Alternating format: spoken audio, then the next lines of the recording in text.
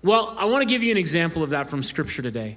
And so we're going to look in the Gospel of John, chapter 4, to a conversation that Jesus had. I'm going to go through this with you. Starting in verse 1, the Gospel of John, chapter 4. It says, "The Pharisees heard that Jesus was gaining and baptizing more disciples than John, although, in fact, it was not Jesus who baptized, but his disciples. When the Lord learned of this, he left Judea and went back once more to Galilee. Now, he had to go through Samaria, so he came to his town in Samaria called Sychar, near the plot of ground Jacob had given to his son Joseph. Jacob's well was there, and Jesus, tired as he was from the journey, sat down by the well. It was about the 6th hour, or for us, noon. When a Samaritan woman came to draw water, Jesus said to her, 'Will you give me a drink?' For his disciples had gone into town to buy food."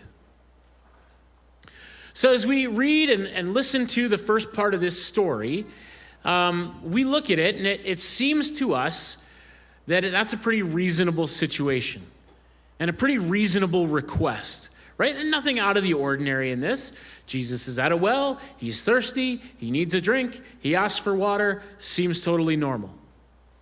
But that's because we read this story with modern eyes and modern interpretation, and we don't immediately get some of the context and some of the oddness about this situation. Okay, but we're going to keep reading and see what happens next. The Samaritan woman said to him, "You are a Jew, and I am a Samaritan woman.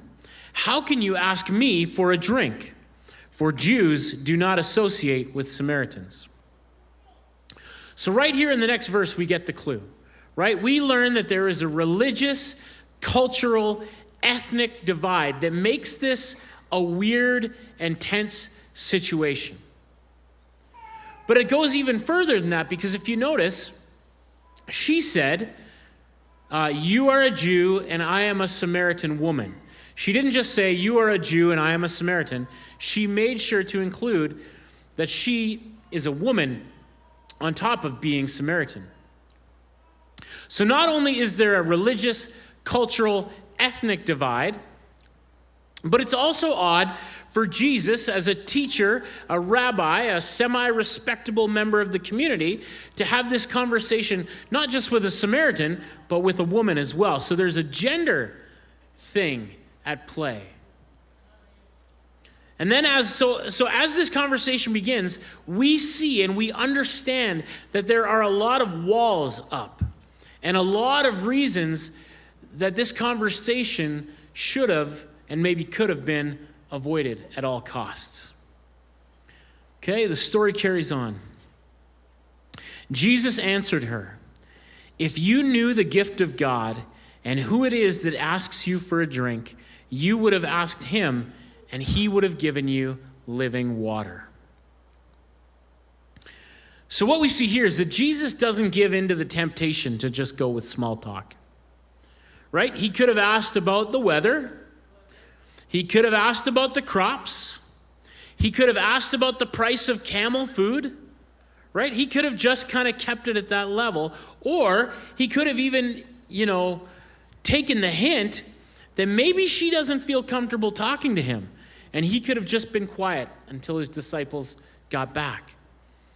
But instead, what does Jesus do? He steers the conversation toward things that they might have in common rather than the things that divide them. Carries on in verse 11. "Sir," the woman said, "you have nothing to draw with, and the well is deep. Where can you get this living water?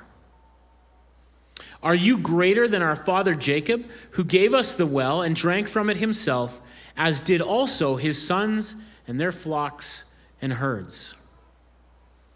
And so what Jesus has done is he's gotten her attention. He's drawing her into this conversation. She can't help but respond to some of the provocative statements that he's making.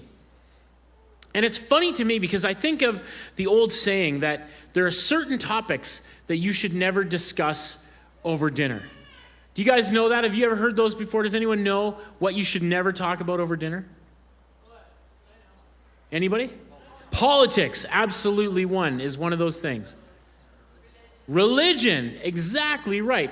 Money would be another one. Sex and relationships. Those are not things that we discuss at dinner if we want to be considered respectable people with good manners, right? That's what we're talking about here. And we do this, and we think we're practicing good manners, but really, do you know what we're doing? We are avoiding topics that often open the door to our true selves. Because those topics and others are very close to our skin and very close to our heart. They're sensitive, right? Topics that make us real. And the reason that I think it's funny that, to think of that comment is that Jesus doesn't avoid these topics at all in this conversation.